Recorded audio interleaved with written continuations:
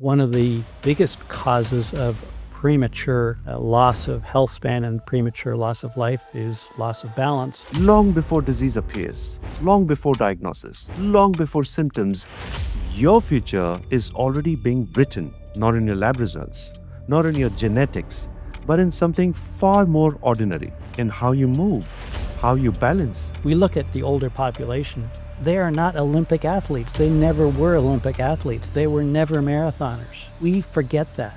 They were people who were just conscious about how they went about daily life.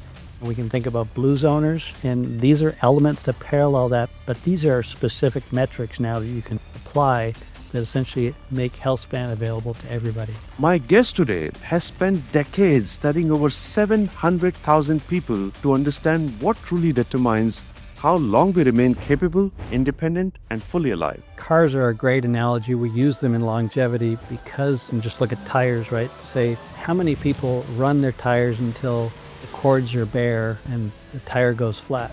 Almost no one. Professor Scott Fulton is a Healthspan researcher, engineer, and author of the groundbreaking book Function, Turn Your Blind Spots into Strengths. In his second appearance on Drug Diaries, he is here to reveal the hidden signals that are quietly shaping your future and how to take control of them before they take control of you. But really start to think about what is health span to me and you. We don't measure that by disease. We really need to kind of pause for a second and say, have we been missing something that's right in front of us? Scott, can you walk us through the 5 domains of function and why they must be viewed together? We tend to think about function more as physical function. Cognitive function plays into this just as much. Scott, what is functional age? And why is it more meaningful measure of how we are aging? Talk about diet, it's another area of health. But in terms of functional ability and measuring where you are functionally and are you working on the right things, this is really an easy way for people to do it. The information's all there. We just need to understand it. Scott, welcome back to Drug Diaries. Most people think they know how well they're aging. They look at the blood work, their cholesterol, their weight, their resting heart rate. And when those numbers look normal, they assume everything is fine. But here's the uncomfortable truth. Long before disease appears, long before diagnosis, long before symptoms, your future is already being written. Not in your lab results, not in your genetics, but in something far more ordinary. In how you move, how you balance, how quickly you recover, how well your brain and body work together under pressure. Because health span isn't lost all at once. It's lost quietly, gradually, invisibly, through small declines, in systems you didn't even know you were supposed to measure. And by the time most people realize it, it's already too late to fully reclaim. My guest today has spent decades studying over 700,000 people to understand what truly determines how long we remain capable, independent, and fully alive. His conclusion challenges almost everything we have been told about health. Because it's not your strongest trait that determines your future. It's your weakest link. Professor Scott Fulton is a Healthspan researcher, engineer, and author of the groundbreaking book Function, Turn Your Blind Spots into Strengths. And today, in his second appearance on Drug Diaries, he is here to reveal the hidden signals that are quietly shaping your future and how to take control of them before they take control of you. Scott, welcome back to Drug Diaries. Kaushik, it is wonderful to be with you again today and with your audience, and that was a wonderful introduction. I don't really have much to say now. Thank you so much, Scott. You're very kind. It's a real pleasure to have you back on Drug Diaries, and I'm really looking forward to diving into our conversation today. Yeah, it's a fun topic. It has been really engaging for people, and I think be asking some good questions of themselves as we go through this. I'm sure. And Scott, something that really stuck me while I was going through your work is how most of us, including people who consider themselves health conscious, are essentially navigating our future blindly. We measure things like cholesterol, blood pressure, steps, calories, sleep, but almost no one knows their balance, their gait speed, and how their reaction time compares to others their age. And it reminded me of how we service our cars more regularly than we assess our own functional capacity. We almost wait for something to go wrong before we pay attention. And it raises a slightly uncomfortable question. What does it actually mean to be functionally blind? It's a really important question. I think cars are a great analogy. We use them in longevity because I think for the reasons you mentioned, and we can just look at tires, right? To say how many people run their tires until the cords are bare and the tire goes flat? Almost no one. But yet that's where we're conditioned around health largely, even though we do preventive measures from a treatment and diagnosis standpoint, we tend to wait until something's broken. And so when we start to kind of step back and think about Healthspan, it really is a different look, partly because we need to step beyond the disease realm of, that's what healthcare is designed around, is essentially curing disease, but really start to think about what is Healthspan to me and you. We don't measure that by disease. And so we really need to kind of pause for a second and say, have we been missing something that's right in front of us? Right. So when we think about being functionally blind, it just says we're not tuned in to the things that we do every day because we do them so often. We take them for granted. We don't stop and think about it. And there's really no really inputs from society to tell us you should be paying attention to these things. You mentioned a simple one, like balancing on one leg. Who knows intuitively how long you should be able to balance on one leg and why does it matter? And I could tell you that, it will matter in later life when you go to put your pants on and step into a pair of pants. You're going to have to sit down because you won't be able to balance on one leg, or if you can't, that's what you'll have to do. But there are many things like, you mentioned gait speed of how fast we walk. We just don't have a reason to look at it. No one has ever thought to ask us, because that's not where medicine is focused. We don't talk about it in school because it's so obvious, so we thought. Right. Very well said. And Scott, I think many of us assume that if we are doing well in one area, say we run regularly or go to the gym, that we are somehow protected overall. And I have a friend who runs marathons and incredibly fit by almost all standards, but recently suffered a minor fall because of loss of balance, and it took months to recover. And it was a reminder that fitness isn't always the same as resilience. And there's almost a false sense of security that comes from being strong in one dimension. So my question to you, Scott, is why is it that our weakest link, not our strongest trait, is ultimately what determines a health span? Well, the example you offer is excellent. And I would say for anyone who views themselves as fit, they are the first ones to come back and say, oh, I'm very fit, I do whatever. Like they can't wait to get that out of their mouths because they feel they have to defend it. And while that may be a strength, that's great. Why does the weak link fail? Well, I think the example you gave is a great one because we can play that forward into life and say one of the biggest causes of premature loss of health span and premature loss of life is loss of balance, and particularly in women when they fall and break a hip. Right? We're used to falling. It's a great example. I don't want to dwell on falls, but they're just a good example to use because we've fallen our whole life and not had a problem. Play that forward and two things have changed. We have osteoporosis, which means that our bones are more brittle and more vulnerable to fracture for the exact same set of conditions. The other thing that happens is our brain has shrunk from when we were in our 30s. And think of an egg. We think of cracking an egg by breaking it on the counter or on the edge of a pot. Mm-hmm. You can break an egg just by shaking it in your hand. And so if you think about your brain inside your skull doesn't shrink. Your brain shrinks. As your brain shrinks, the skull has remained the same. And so that interstitial space has grown. And so the brain is now less supported. So the exact same event, whether it breaks a hip or causes damage inside the brain, happens when we fall. And so you could be brilliant in terms of mathematically or cognitively sharp, very strong muscularly. Something as trivial as balance is often a big issue for people. But you can play that into any scenario. the person who is very intelligent, very well read, but is generally not very active. So they have a weak cardiovascular system as a result. And what happens is when we go through everyday life, we essentially tap into these different functions as we move through the course of the day without thinking. But once we go to reach extra, we go to reach a little bit beyond our norm, if we don't have the reserve or if we're naturally weak, we now become vulnerable and we can't recover. And what happens is if we think about Healthspan, there's a curve that I've always liked to use, which is a pretty simple curve. It's essentially, or we call squaring the curve. You stay highly functional, and then in the last weeks of life, it suddenly fails off, and everything fails all at once. And that's the goal, right? Long health span relative to lifespan. But what happens when you have one weak link? Because there really isn't one curve. There's 5 curves, and the one pulls the other 4 down with it. We seem to think that it's just on its own and I'll get lucky and avoid it. No, it pulls all the others down with it eventually.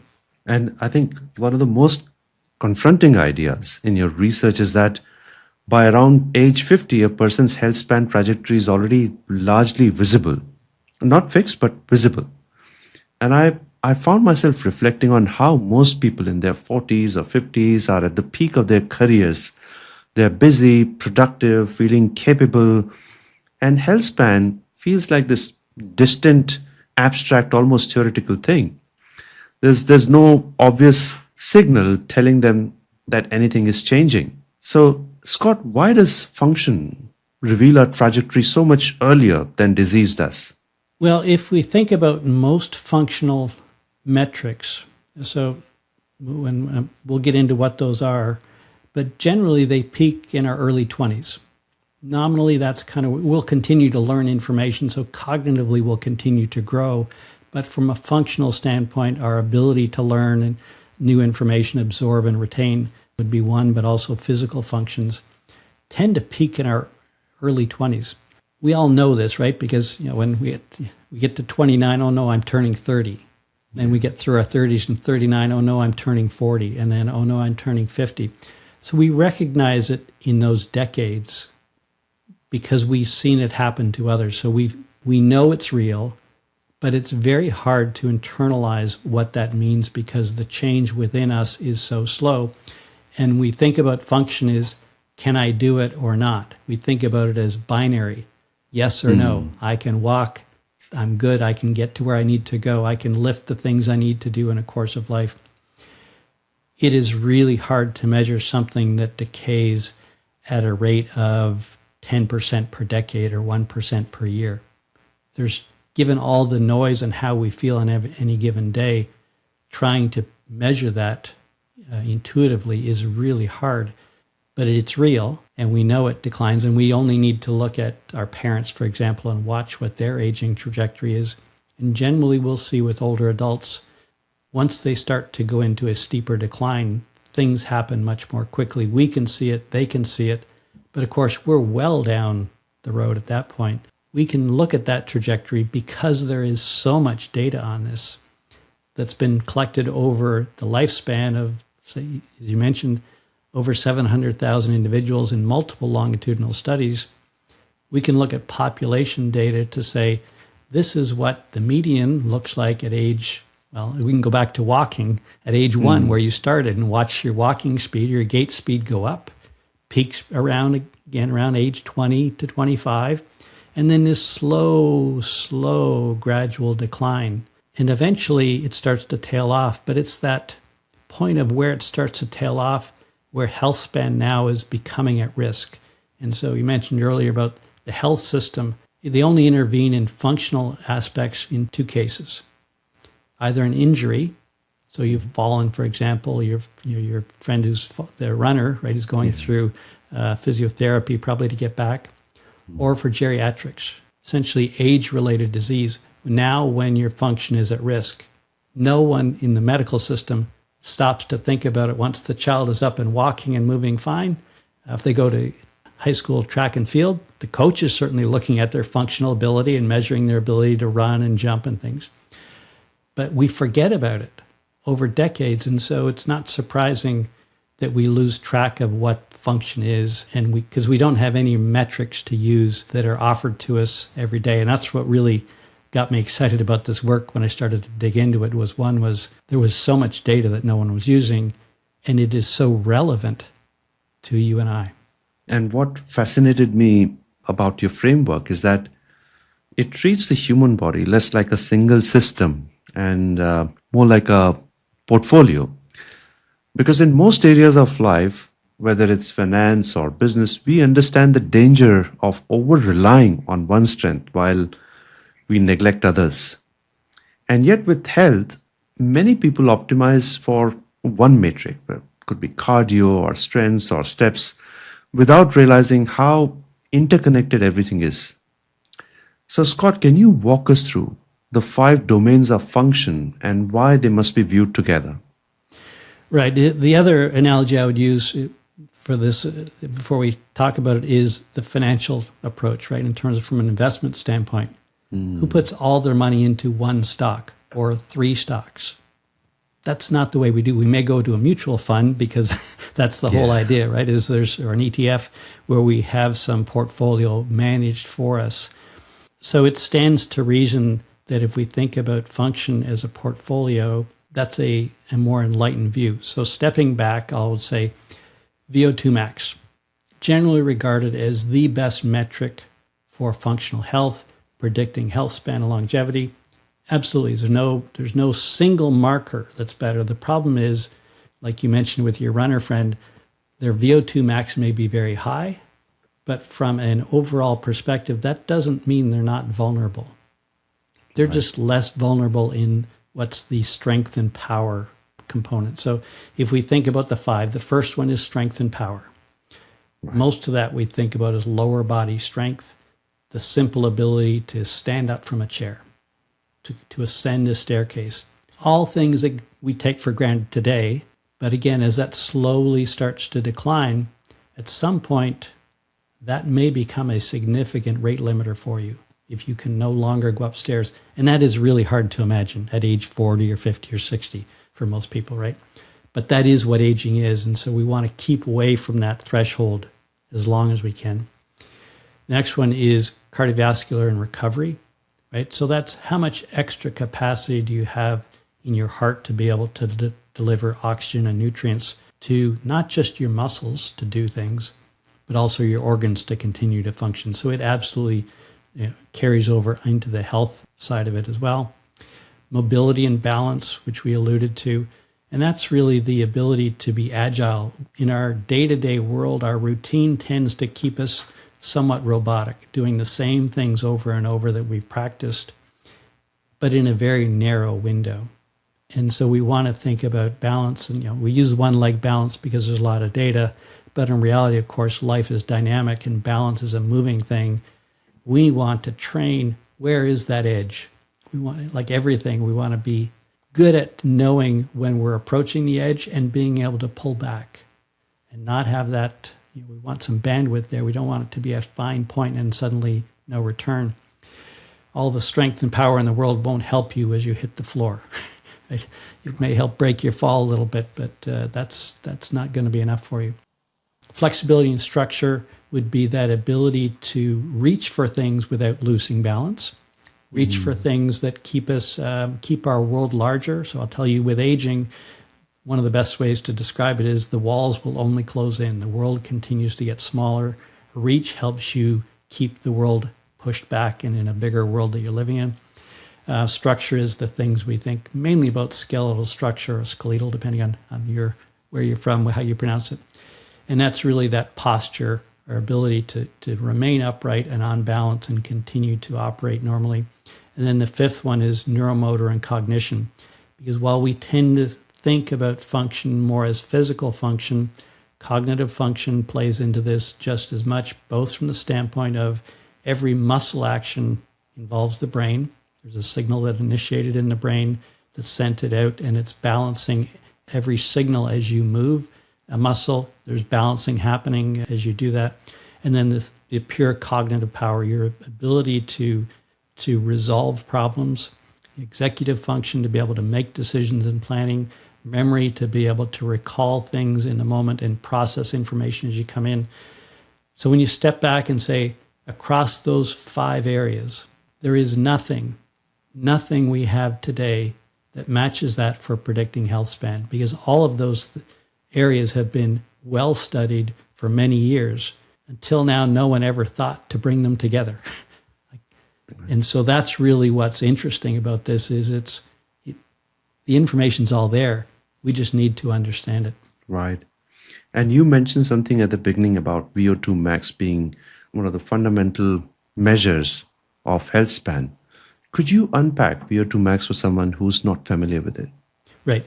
So VO2 max in its simplest form is essentially your cardiorespiratory power to do things. So it's largely, we would think about heart and lungs, availability of oxygen being delivered to your muscles, and then having the physical strength to do things to be able to utilize the oxygen and nutrients that are there. And there are elements around efficiency that actually go within the cell in terms of efficiency there, but largely it's going to come down to how able are you to utilize oxygen and convert that into power and to do things. And so that's when we think about aerobic sports like running, cycling, cross-country skiing.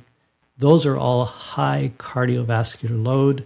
They really rely on a big engine. And so you could think about VO2 max as the engine within you to be able to deliver over an extended period of time. And you mentioned about these 5 parameters or measures. Are there any simple tests that someone can take at home to assess where they score on each of these parameters? Yes. And that was really what excited me about this was most of it is really all the things that we already do.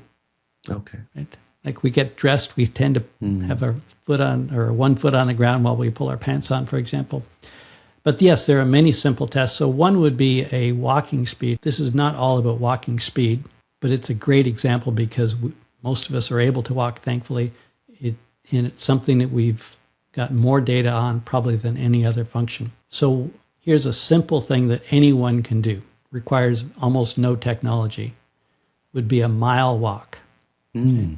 So a 1 mile walk is one of the standardized tests that's been done for many years. And so we have them both sex and age-based. Sure. Because you want to be able to find out, how do I fit into a population of people that represent me? So that would be generally sex and age-based. We don't typically go into race and other things with this, and there's really not a lot of value for it anyway. So we could take a female, for example, at age 40, 50, 60, and 70. So we would anticipate, as I mentioned earlier, her gait speed or her walking speed will get a little bit slower every decade. So it's going to take longer. So a 40-year-old woman, to do that mile, she would need to be at about the 75th percentile if she's expecting to have a health span that is in the upper quartile, so better than average. If average is your goal, you've turned this off already. Yeah. Right? So if you're looking for above average, it says you need to be about the 75th percentile, which is far from the top of, we're not talking about Olympic caliber or elite caliber. This is just the upper end of the average group. You want to be well outside the average. So 75th percentile for a 40-year-old woman says you should be able to walk that mile in about 12 minutes and 45 seconds. At age 50, about 13 minutes and 33 seconds. Age 60, 14 minutes, 20 seconds. And age 70, 15 minutes and 33 seconds. So somewhere in there, if you're a woman, you'll find yourself, and those would be your targets. Just go time yourself to walk a mile. I'll give the same for men if you like. So a 40-year-old male, 12 minutes to do that mile. 50, 12 minutes 48. So you got an extra 48 seconds now to be on track.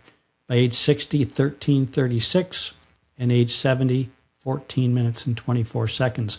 So you see this trend, right? It's going down, but the point is you're still well above the threshold that we're going to worry about for health span. And you can do things like chair stands just from sitting in a chair without using your hands and standing up. How many of those can you do in 30 seconds? Nominally, I'll kind of throw a number out there and not take you through all the age groups, but nominally around 20. Okay? to be at the 75th percentile. You want to be able to balance on your one leg for about 40 seconds. Well, it should be brushing your teeth for 2 minutes, so you have lots of time to do both legs while you're brushing your teeth, for example. Right. I think that's the very, very practical tips, and I'm going to try some of these to see where do I stand when it comes to these parameters. Thank you for sharing those. When people hear these things, they realize, oh, that's actually pretty easy to do. And I've kind of been curious. And so I've had, like on the chair stand, something we all do every day. I had a CEO come and tell me, he said, as soon as I read that, Scott, I stopped and thought about it. I didn't realize I was using my hands, right? And so we're kind of enabling ourselves by doing that to weaken our lower body strength. He said, so I stopped using my hands. Right? These are easy training exercises just in how we do everyday activities. And so again, with the walking speed, someone says, I thought I was walking every day. I was counting steps. I didn't realize that I wasn't walking fast enough. So what do you do? I asked him. He said, so I started walking faster. And I said, and what was that like? He said, my heart rate's a little bit higher and I got used to it. And now that's where I am. Right? It goes back to what we talked about earlier. We just have never had any information to guide us around what would be a healthy normal. Absolutely. And I think secondly, when we are doing these mundane routine activities, we are mostly on autopilot. We are not aware of how we are doing this and how we are performing these tasks, and often thinking about something else while doing all these things. So once you're aware, you start to notice your performance and your capacity of carrying out these functions. So yeah, I think this is very helpful. It is surprising, right? This is so different than you need to exercise, right? Yeah. We know that message does not work for a large percentage of the population, yet we continue to beat on it with the exercise guidelines, and we just try to get louder and expect a different result. These are things that you do every day, and once you can connect it to your own health span and say, I'm here, this is my trajectory, I don't need someone to tell me anymore. I've got the information. I'm going to motivate myself because I know that I want to live or be healthy into my 80s or 90s, whatever that number is for you. If I know that there's only one domain that I'm weak in, I'm going to get after it because I know that's my weak link, and I'm going to do a bit of work and I'm going to bring it up to the others, or at least close to it, because it's going to be easy. None of these things, like we look at the older population, they are not Olympic athletes. They never were Olympic athletes. They were never marathoners. We forget that. They were people who were just conscious about how they went about daily life. And we can think about blue zoners. And these are elements that parallel that. But these are specific metrics now that you can apply that essentially make Healthspan available to everybody. Right. And when you say blue zoners, what does that mean? So if we think about the blue zones, the 5 blue zones around the world have taken that National Geographic raised up a few years back. And certainly in the US, it's a popular thing, and there's a lot of work going on around blue zone. It tends to be focused more around diet in terms of weight loss, because that's where the money is.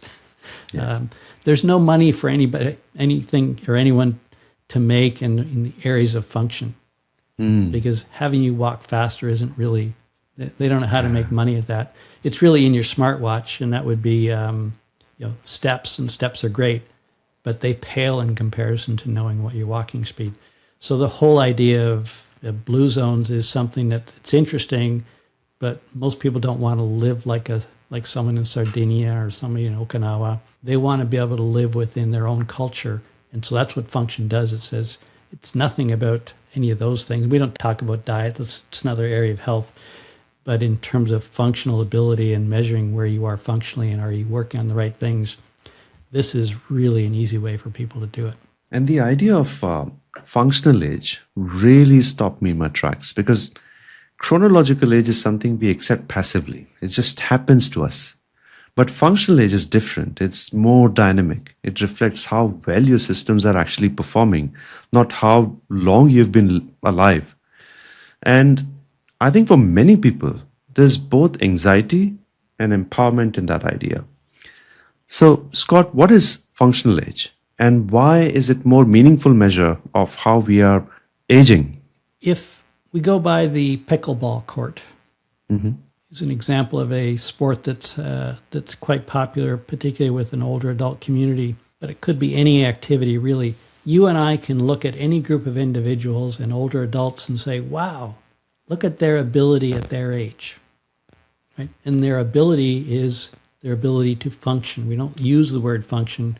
Well, it doesn't matter what the sport is. They could be jogging. They could be doing any number of things, shooting hoops and basketball.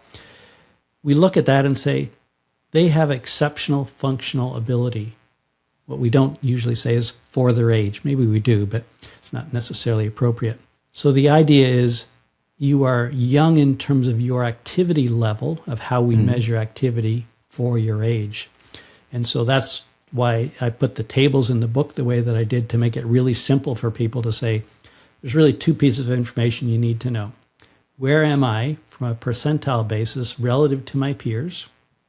And I've told you earlier, it's about 75th percentile. If you want to knock it out and go for 90, go for it. That number's there too. You don't want to be below median. You don't want to be median. But what you can find out is, we'll say you're 75th percentile. I've got happen to have some charts in front of me here, so I'll pull something up. Here's a dead hang. Not something people normally do, but let's use that because it's a tough test for people. If you had a dead hang of 48 seconds and you're a 60-year-old male, that would place you at the 75th percentile. Wow. How many seconds did you say? 48 seconds. So a 48 dead seconds. hang is literally just hanging from a bar, Hanging. just your dead weight, and hanging for 48 seconds. It's an easy task that's really hard to do. Yeah, it sounds easy, but I'm sure 48 seconds seems longer than we assume. Right. So the median for a 60-year-old male is 33 seconds. Right. So you're about 50% longer than the average the average person, or the median for your age. But we could also express that as a functional age of about a 40-year-old, because we know that that's the median duration for a 40-year-old is about 48 seconds. So we can look at it and actually not just guess and not just say that, well, you're young for your age or you're fit for your age. No, there's hard measures around these things because we've been measuring them for so long in so many clinical studies. And Scott, while modern medicine is incredibly effective at diagnosing and treating disease, but it's largely reactive. It steps in when something has already gone wrong. And it made me wonder whether we have built an entire system focused on detecting failures rather than preserving capability. So my question to you, Scott, is why has function historically been overlooked in traditional healthcare? The whole idea of preventive medicine is a long debated issue, but the reality is medicine was invented to treat disease. That's where it comes from. That is its primary purpose. We wish it would do more, like we want to get more out of everything, right? We want our cars to be faster and cleaner. Right? Function has always been part of medicine. It's always come from medicine. Physiotherapy and geriatrics are certainly, two of the areas that probably do the most work in function. But we've only viewed it from the medical approach, as in we'll deal with it when it's a failure. So an injury, and it could be the fall you mentioned. It could be a pro athlete. I know people who work in function work largely with pro athletes to get them back out or get them to be the very best they can be, not just to injure or recover from injury, but actually to try to do even better. They're number one in the world. They're fighting hard to retain that space. And then in geriatrics, again, we intervene at the point when the activities of daily living come under threat. Again, our activities of daily living, medical diagnoses, not traditionally, right? Because they're not a disease. Yeah. Right? So we think about things like washing and bathing and feeding ourselves as the activities of daily living, which, again, we take for granted today, but later on we don't. And so it's always been part of medicine. Until now, no one's thought, what might it mean to the healthy population? Is there information there for the healthy population? And so for the medical world, the clinicians who are looking for tools to be able to use with their clients, who are looking for a more engaged experience with their clinician, this has opened the door to another avenue. And in the US, all of this is reimbursable. Right?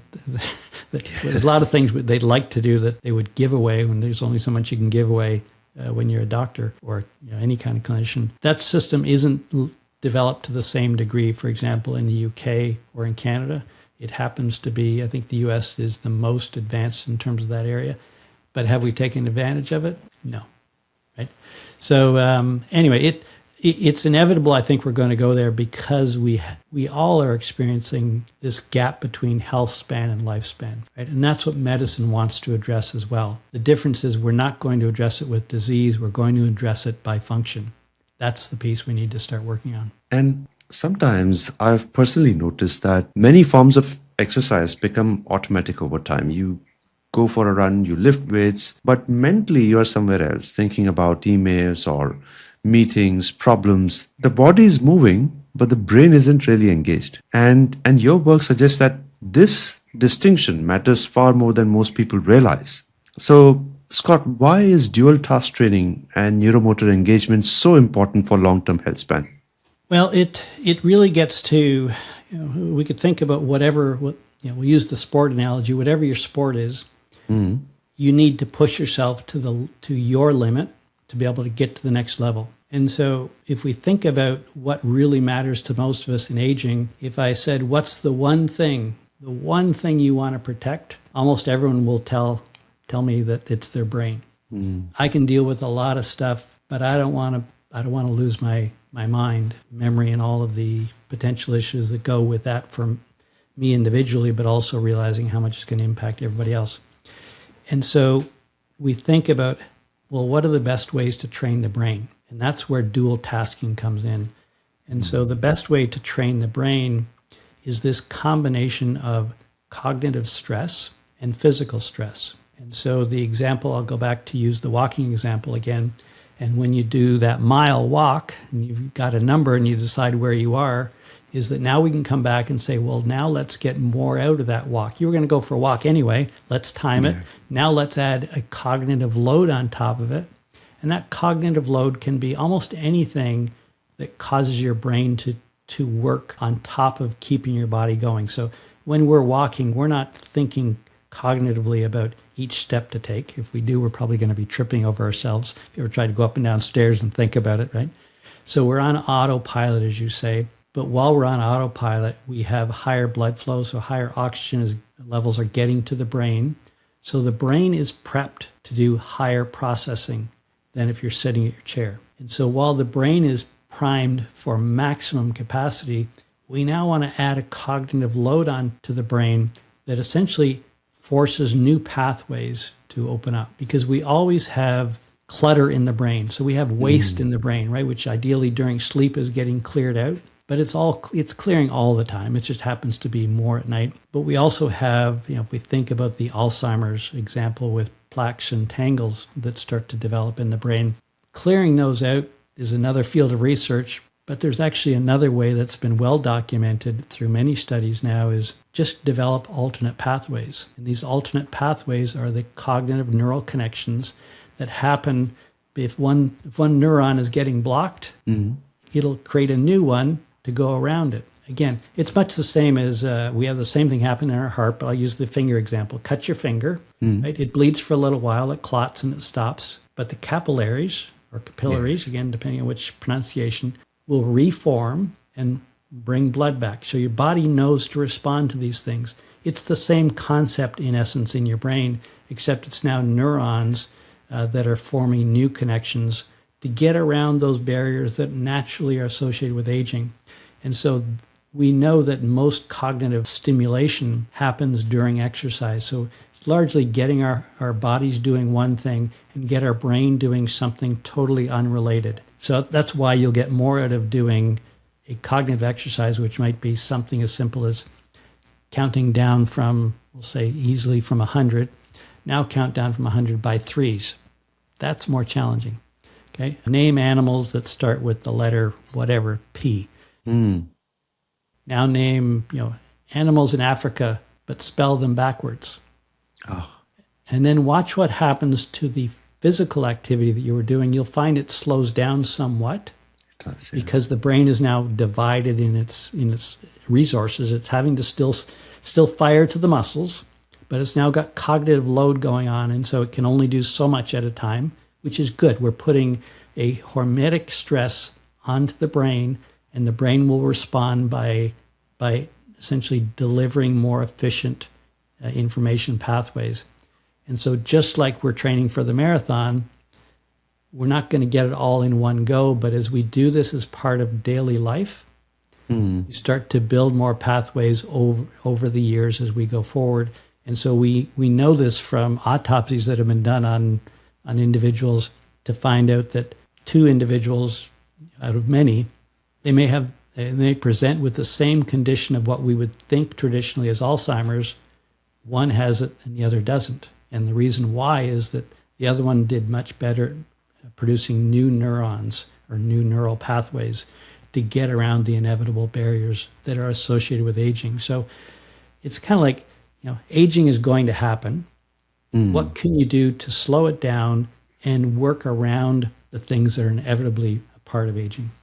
Right. That's fascinating. And taking my own example, when I'm working out at the gym, I'm mostly on autopilot. I would do the same thing that I would do with a plan, looking at the plan, but it's so deeply embedded in my head that I just carry on with my activities. I gradually escalate, but I have no recollection of what I did at the gym because I'm listening to a podcast. But I would come back, finish my workout, and have no recollection of what I've done, but I'm sure I've done everything right. So is that a good thing, or I shouldn't do that? Well, so again, it depends on what is your brain engaged in, and what's your underlying purpose to go, right? So all of these don't always have to be the same thing all the time. So if the podcast, for example, is causing you to think about things differently, like maybe this podcast is causing people to question some of these things, saying, what's this guy's talking about? Yeah. And then they go out and try it. If they're curious enough, they go try it, and then they'll discover it for themselves. If it's causing you to think and challenge your thought patterns in terms of your beliefs, that ultimately is a good thing because the brain is working hard, right, when you're challenging beliefs. Alternatively, it could be something where you just want conversation in your ear to drown out the other things around you. Yeah. You're not actually absorbing it. It's not that interesting. Or, and maybe it's music to keep you mellow. Music. And the same thing with the walk. Like, you don't need to have stimulation every time you go walking. The point is you want to have variety, and sometimes, if going to the gym and doing that is just as part of you walk out feeling relaxed, there's nothing wrong with that. It's just a question of, are you getting as much out of that experience and out of your time as you can? So again, this all comes back to not doing more things. It's just using your time to maximum efficiency. And so you may find, well, let me try doing something different than this set of whatever, push-ups, for example. You could say, well, I'll do 26 push-ups, but I'm going to do it the alphabet counting backwards because that's not what I'm used to doing. So it'll cause your brain to have to work a little bit harder. There's no end of ways. And that's part of what makes this element of training actually more exciting, because we're now gamifying exercise, because we're now challenging ourselves virtually anywhere we want to go, right? Whether it's solving problems at work, we've got some challenging technical issues we need to sort out, and what's really the problem I'm trying to solve. I've got some people issues I need to sort out.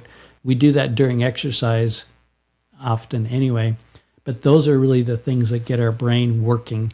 And so generally for most people, they find it fun because it adds now a new element and a new challenge without adding any more time into an already busy day. Right. And I imagine discovering a functional blind spot can be quite an emotional experience, because on one hand, it challenges your assumption about yourself, but on the other, it gives you clarity and the opportunity to act. And clarity, even when uncomfortable, can be incredibly powerful. So, Scott, what reactions do you typically see when people discover their blind spots? Yeah, there's 2 phases. One is I don't want to find out.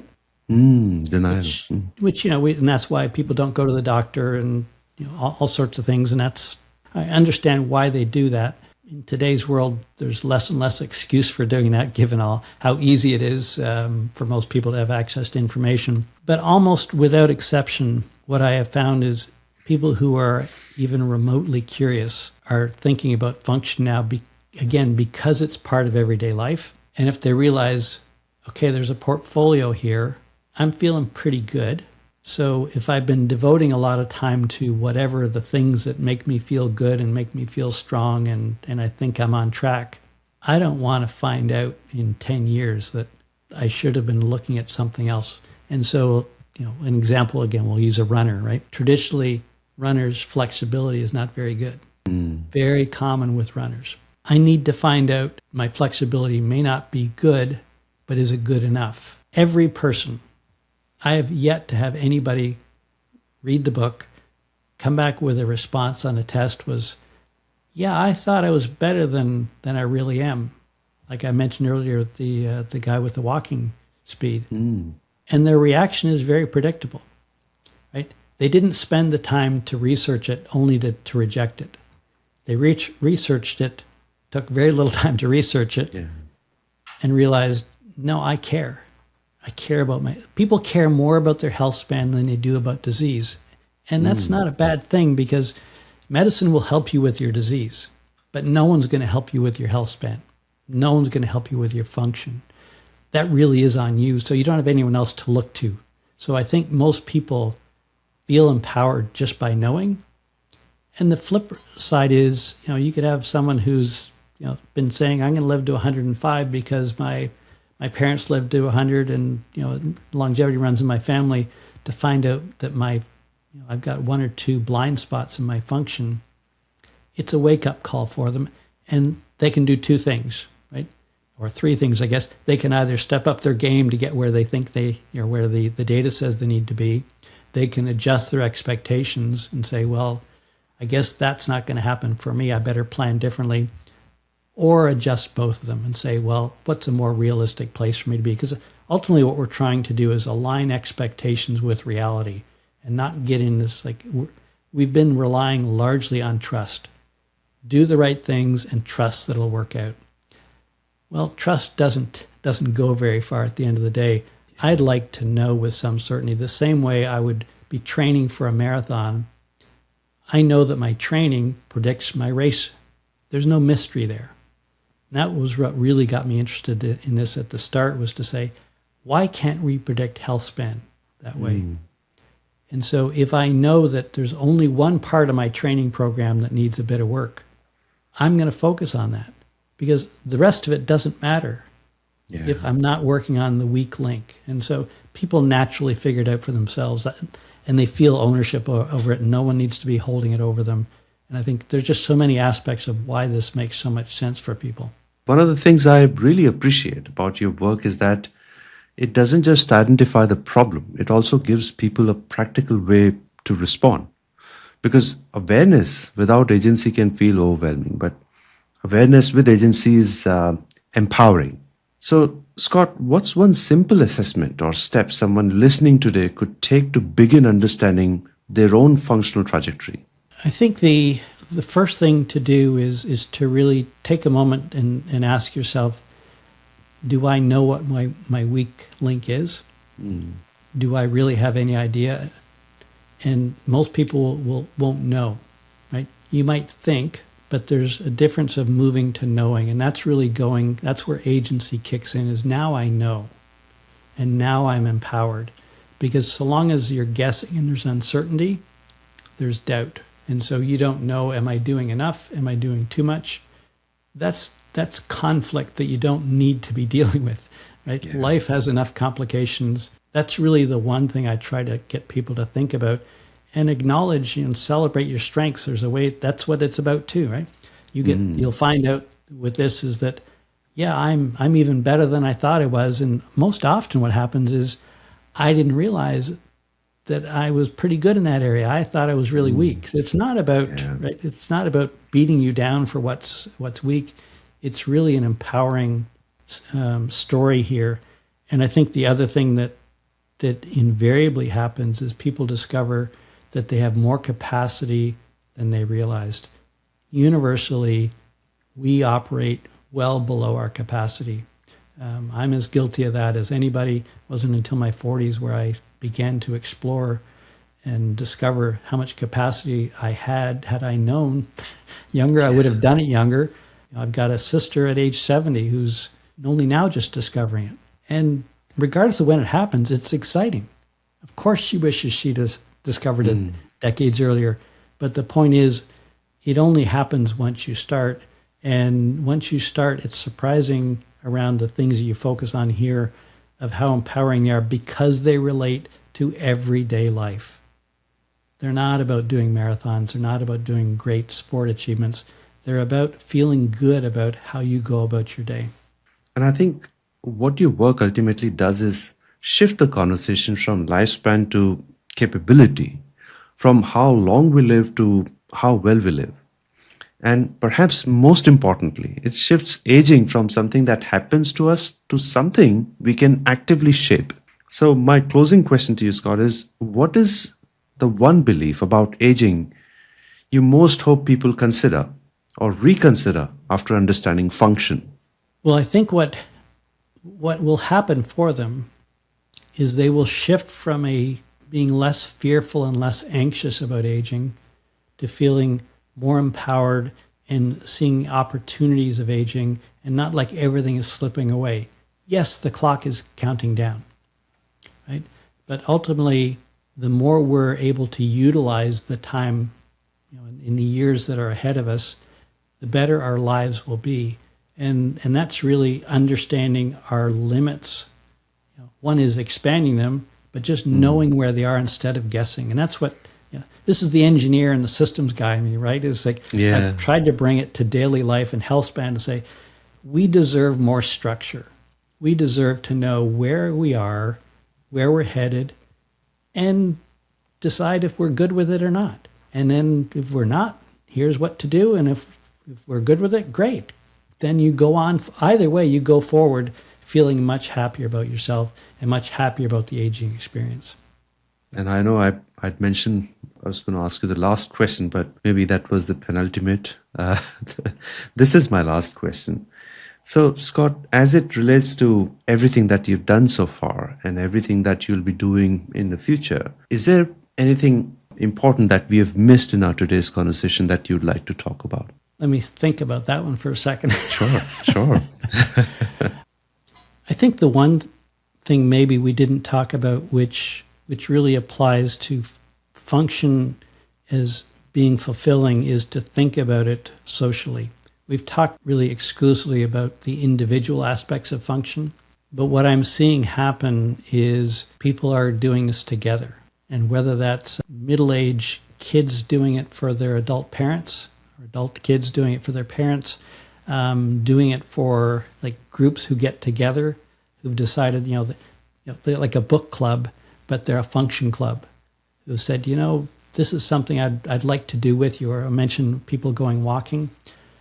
You can go for that walk and the two of you have an exchange, or the three of you have an exchange where you're working together, because all of these things are better experienced together.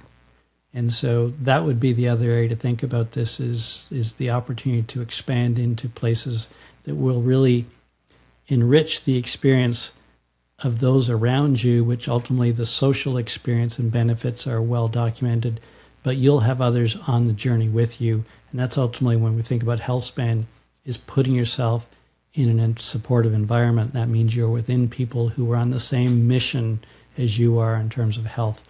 And that might be the other piece really to think about, that this all works very well together. Wow, that's a wonderful piece of advice and very well put. And that brings us to the end of our today's conversation, Scott. And as I reflect on this conversation, what strikes me most is how quietly our future is being shaped, not by dramatic moments, not by sudden events, but by small, ordinary things we do and often don't notice every single day. How we move, how we recover, how we maintain the system that allow us to remain capable, independent, and fully alive.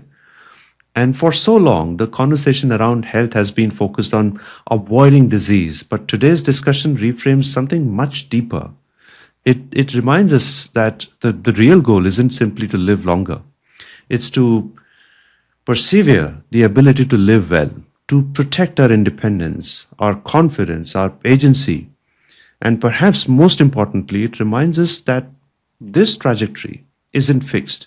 It's something we can measure, something we can understand, and something we can change too.